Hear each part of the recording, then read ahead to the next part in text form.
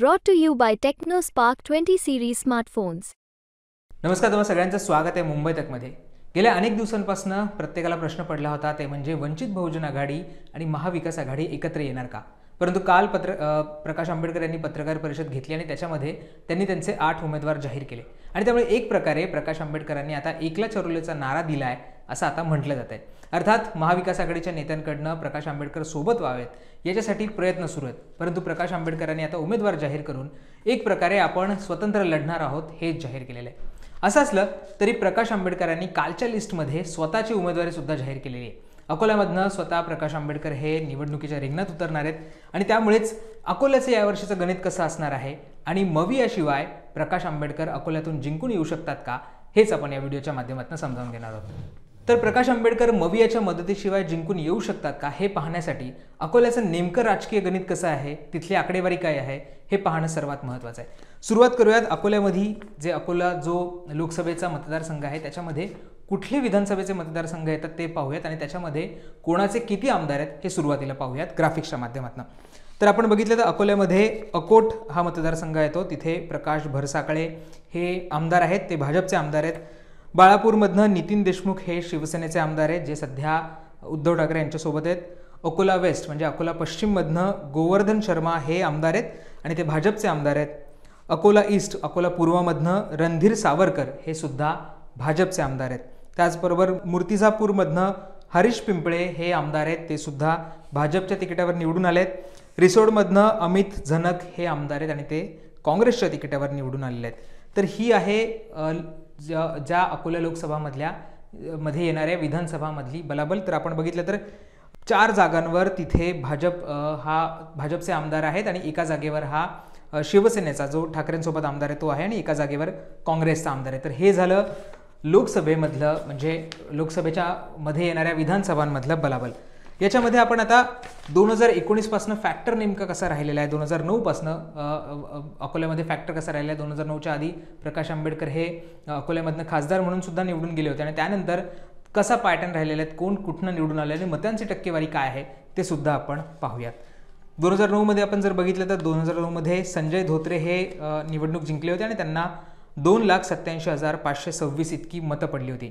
त्यानंतर दुसऱ्या क्रमांकावर होते भारिप बहुजन महासंघाचे प्रकाश आंबेडकर, त्यांना 2,22,678 इतकी मतं पडली होती. हे सांगायला पाहिजे की 2019च्या पूर्वी प्रकाश आंबेडकरांची भारिप बहुजन महासंघ हा पक्ष होता आणि त्या पक्षाकडनं ते निवडणूक लढवत होते आणि त्याच्यामध्ये म्हणजे 2009 मध्ये त्यांना 2,22,678 इतकी मतं पडली होती. त्यावेळेस काँग्रेसचे जे उमेदवार होते बाबासाहेब दाभेकर, त्यांना 1,82,776 इतकी मतं पडली होती. त्यानंतर आपण 2014चा विचार केला तर 2014 मध्ये मोदी लाट होती, सगळीकडे मोदींचं वातावरण होतं, मोदी निवडून येणार असं म्हटलं जात होतं आणि त्या निवडणुकीमध्ये भाजपचे संजय धोत्रे हे पुन्हा एकदा निवडून आले आणि त्यांना यावेळेस मतं पडली होती ती म्हणजे 4,56,472. म्हणजे त्यांचं जे लीड आहे ते 2014 मध्ये वाढलं होतं. त्यावेळेस काँग्रेसचे हिदायतुल्ला पटेल हे दुसऱ्या क्रमांकावर राहिले होते, त्यांना 2,53,356 इतकी मतं पडली होती. तर भारिप बहुजन महासंघाकडनं पुन्हा एकदा प्रकाश आंबेडकर निवडणुकीच्या रिंगणात होते आणि त्यांना 2,38,776 इतकी मतं पडली होती. म्हणजे 2014चा आपण जर विचार केला तर 2014 मध्ये प्रकाश आंबेडकर हे 3ऱ्या क्रमांकावर गेले होते. त्यानंतर आली 2019ची निवडणूक. 2019च्या निवडणुकीपूर्वी वंचित बहुजन आघाडीची स्थापना झाली होती. प्रकाश आंबेडकरांनी अनेक जे वेगवेगळ्या जाती धर्मातली जे बांधव आहेत, जो समाज आहे तो एकत्र केला आणि वंचित बहुजन आघाडीची स्थापना केली. 2019ला वंचित बहुजन आघाडीकडनं प्रकाश आंबेडकरांनी निवडणूक लढवली होती. 2019 मध्ये नेमकं चित्र कसं होतं हे सुद्धा पाहणं तितकंच महत्त्वाचं आहे. 2019ला हे सांगणं महत्त्वाचं आहे की प्रकाश आंबेडकर यांच्यासोबत MIM हा सुद्धा पक्ष होता. तर 2019 मध्ये भाजपचे संजय धोत्रे हे पुन्हा एकदा निवडून आले आणि यावेळेस त्यांचं जे मताधिक्य आणखी वाढलं, त्यांना 5,54,444 इतकी मतं पडली. दुसऱ्या क्रमांकावर पुन्हा प्रकाश आंबेडकर आले. प्रकाश आंबेडकरांना 2,78,848 इतकी मतं पडली. तर काँग्रेसचे हिदायतुल्ला पटेल यांना 2,54,370 इतकी मतं पडली. म्हणजे काँग्रेसचे जे उमेदवार 2014 मध्ये दुसऱ्या क्रमांकावर होते ते 2019ला 3ऱ्या क्रमांकावर आले. हे झालं अकोल्यामध्ये 2009 ते 2019 पर्यंत जी लोकसभेच्या निवडणुका झाल्या त्याच्यामधलं बलाबल. आता आपल्याला अकोला महानगरपालिकेमध्ये नेमकं काय चित्र हे सुद्धा पाहणं महत्त्वाचं आहे. हे का आपण आकडे सांगतोय त्याचं विश्लेषण आपण पुढच्या भागामध्ये करणार आहोत. तर अकोला महानगरपालिकेमध्ये 2017चा आपण जर विचार केला त्याच्यामध्ये भाजपचे 48 नगरसेवक होते, काँग्रेसचे 13 नगरसेवक होते, शिवसेनेचे 8 नगरसेवक होते, राष्ट्रवादीचे 5 नगरसेवक होते, भारिप बहुजन महासंघाचे म्हणजे प्रकाश आंबेडकरांच्या पक्षाचे 3 नगरसेवक होते, तर MIMचा 1 नगरसेवक होता आणि अपक्ष 2 नगरसेवक होते. 2012 ते 2017 या काळामध्ये भारिपचा म्हणजे भारिप बहुजन महासंघाचा महापौर देखील अकोल्यामध्ये होता आणि नगर परिषद देखील ही भारिप बहुजन महासंघाकडे अर्थात प्रकाश आंबेडकरांकडे होती.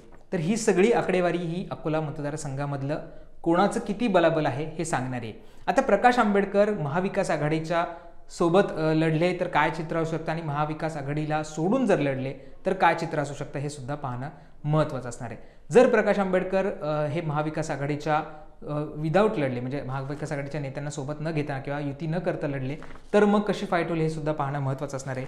यंदा भाजपकडनं अनुप धोत्रे ते संजय धोत्रेंचा जे चिरंजीव आहेत त्यांना निवडणुकीच्या रिंगणात उतरलेलं आहे. संजय धोत्रे यांची तब्येत बरी नाही आहे त्यामुळे ते निवडणूक यावेळेस लढू शकणार नाही आणि म्हणूनच अनुप धोत्रे यांना भाजपने यावेळेस उमेदवारी दिलेली आहे. आता अनुप धोत्रेंच्या विरुद्ध प्रकाश आंबेडकर हे निवडणुकीच्या रिंगणात उतरणार आहेत. आपण जर जो आपण 2009 ते 2019 मधलं जे लोकसभेचं बलाबल बघितलं होतं तर तिथे काँग्रेसचा उमेदवार हा मोठ्या प्रमाणावर मतदान घेत होता. जवळजवळ 1 लाख ते 2 लाख मतं ही काँग्रेसच्या उमेदवाराला पडत होती. तर त्यामुळेच काँग्रेसची सुद्धा ताकद ही मोठ्या प्रमाणात आपल्याला अकोल्यामध्ये असलेली पाहायला मिळते. आता प्रकाश आंबेडकरांची जमेची बाजू कुठली आहे? जसं मी म्हटलं की 2012 ते 2017 मध्ये वंचित बहुजन आघाडीचा किंवा त्यावेळेसच्या भारिप बहुजन महासंघाचा महापौर होता त्यामुळे अकोला महानगरपालिकेमध्ये त्यांची ताकद होती. अकोला नगर परिषदेमध्ये सुद्धा त्यांची सत्ता होती त्यामुळे तिथे सुद्धा मोठ्या प्रमाणावर ही भारिप बहुजन महासंघ असेल किंवा आत्ताची वंचित बहुजन आघाडी असेल त्याची ताकद आहे. अर्थात प्रकाश आंबेडकरांच्या पक्षाचा हा केडर सुद्धा राहिलेला आहे अकोला, कारण 2009च्या आधी प्रकाश आंबेडकर तिथनं निवडून देखील आले होते. तिथलं जे राजकीय समीकरण आहे किंवा तिथलं जे सामाजिक समीकरण आहे ते प्रकाश आंबेडकरांसाठी अनुकूल होतं आणि त्यामुळे प्रकाश आंबेडकर हे निवडून सुद्धा आले होते आणि तिथे मोठ्या प्रमाणावर वंचित बहुजन आघाडीचा केडर सुद्धा आहे, तळागाळात पोहोचलेला केडर आहे, पक्षासाठी मोठ्या प्रमाणावर काम करणारा केडर आहे आणि ही प्रकाश आंबेडकरांची निवडून येण्यासाठीची जमेची बाजू आहे.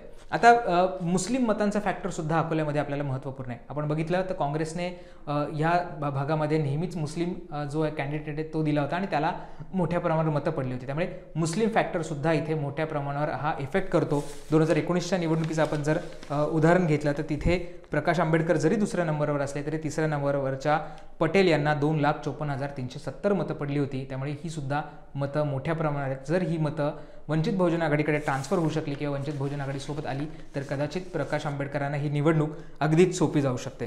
त्याचबरोबर काँग्रेसचा मोठा मतदार ह्या मतदारसंघामध्ये जसं आपण बघतोय की अनेक वेळा काँग्रेसचा उमेदवार हा दुसऱ्या क्रमांकावर राहिलेला आहे. काँग्रेसचे 13 नगरसेवक सुद्धा याच्यामध्ये आहेत, अकोल्यामध्ये आहेत. त्यामुळे काँग्रेसचा सुद्धा मोठ्या प्रमाणावर ताकद ही अकोल्यामध्ये आहे आणि त्याचा फायदा जर काँग्रेस वंचित बहुजन आघाडीसोबत आली तर त्याचा वंचित बहुजन आघाडीला फायदा होऊ शकतो, प्रकाश आंबेडकरांना फायदा होऊ शकतो आणि ते निवडून देखील येऊ शकतात. त्याचबरोबर जसं आपण मगाशी म्हटलं की आंबेडकरांचा हा अकोला बालेकिल्ला राहिलेला, त्यांचं मोठ्या प्रमाणावर केडर आहे, तिथं मोठ्या प्रमाणावर काम आहे आणि त्यामुळे सुद्धा प्रकाश आंबेडकरांना ही निवडणूक सोपी जाऊ शकते. आता जर मवियाच्या व्यतिरिक्त त्यांनी निवडणूक लढवली आणि मवियाने एखादा उमेदवार दिला तर मात्र प्रकाश आंबेडकरांची काहीशी अडचण होऊ शकते. कारण आपण जसं बघितलंय की काँग्रेसचा उमेदवार हा कधी दुसऱ्या नंबरवर होता, कधी तो तिसऱ्या नंबरवर गेला, परंतु 1 ते 2 लाख मतं ही काँग्रेसच्या उमेदवाराला पडत आलेली आहेत. असं म्हटलं जातं की वंचितचा जो मतदार आहे आणि काँग्रेसचा मतदार आहे तो सारख्या विचारसरणीचा आहे आणि त्यामुळे जर काँग्रेसने तिथे उमेदवार उभा केला किंवा महाविकास आघाडीने अकोल्यामध्ये उमेदवार उभा केला तर मात्र प्रकाश आंबेडकरांना ही निवडणूक काहीशी अवघड जाऊ शकते, काहीशी टफ जाऊ शकते. हा सुद्धा तिथे महत्त्वाचा एक भाग आहे. परंतु या सगळ्यामध्ये एक महत्त्वाचा फॅक्टर आहे तो म्हणजे प्रकाश आंबेडकरांनी याआधी 7 मतदारसंघ काँग्रेसला सांगायला सांगितले होते जिथे ते काँग्रेसला पाठिंबा देणार होते. काल त्यांनी जाहीर केलं की नागपूरमध्ये ते काँग्रेसला पाठिंबा देणार आहे. यापूर्वी ते कोल्हापूरमध्ये सुद्धा शाहू महाराजांना पाठिंबा देणार आहेत. शाहू महाराज काँग्रेसच्या तिकिटावर निवडणूक लढवत आहेत. त्यामुळे या 2 मतदारसंघामध्ये प्रकाश आंबेडकरांनी पाठिंबा दिला आहे. इतर मतदारसंघामध्ये सुद्धा ते पाठिंबा द्यायला तयार आहेत. काँग्रेसकडे त्यांनी लिस्ट मागितली आहे. त्यामुळे प्रकाश आंबेडकर इतर मतदारसंघामध्ये सुद्धा काँग्रेसला तिथे पाठिंबा देऊ शकतात आणि त्याचा फायदा प्रकाश आंबेडकरांना हा अकोलामध्ये होऊ शकतो. अकोलामध्ये मैत्रपूर्ण लढत होऊ शकते. कदाचित जरी प्रकाश आंबेडकर हे मवियासोबत नाही गेले तरी सुद्धा काँग्रेस तिथे मैत्रपूर्ण लढत करू शकते आणि प्रकाश आंबेडकरांना मदत केली जाऊ शकते. काँग्रेसचा तिथे उमेदवार दिला जाऊ शकत नाही आणि त्यामुळेच जी लढत आहे ती सोपी होऊ शकते आणि काँग्रेसचा जो मतदार आहे, जो वोटर आहे, तो प्रकाश आंबेडकरांकडे ट्रान्सफर होऊ शकतो आणि प्रकाश आंबेडकर कदाचित या मतदारसंघामधनं निवडून देखील येऊ शकतात. त्यामुळे बघणं महत्त्वाचं आहे की आता अकोल्यामध्ये ही लढत कशी होती आहे. जरी प्रकाश आंबेडकर मवियासोबत गेले नाही तर काँग्रेस तिथे त्यांना पाठिंबा देते का, मवियाचे जे नेते ते त्यांच्या पाठीमागे उभे राहतात का तिथे मविया एक वेगळा उमेदवार उभं करतं आणि प्रकाश आंबेडकरांना आव्हान तयार होतं, हे सुद्धा पाहणं महत्त्वाचं असणार आहे. अर्थात घोडं मैदान दूर नाही आहे. येत्या काळामध्ये या सगळ्याबाबतची स्पष्टता होऊ शकेल. ही निवडणूक इंटरेस्टिंग असणार आहे आणि याच्यामध्ये नेमकं काय काय होतं आहे हे सुद्धा पाहणं महत्त्वाचं असणार आहे. तुम्हाला या व्हिडिओबद्दल काय वाटतं? तुम्हाला काय वाटतं की प्रकाश आंबेडकरांना ही निवडणूक सोपी असेल? प्रकाश आंबेडकर निवडून येऊ शकताल का? त्यांचं कशी ताकद आहे अकोल्यामध्ये हे आम्हाला कमेंट करून सांगायला विसरू नका. धन्यवाद.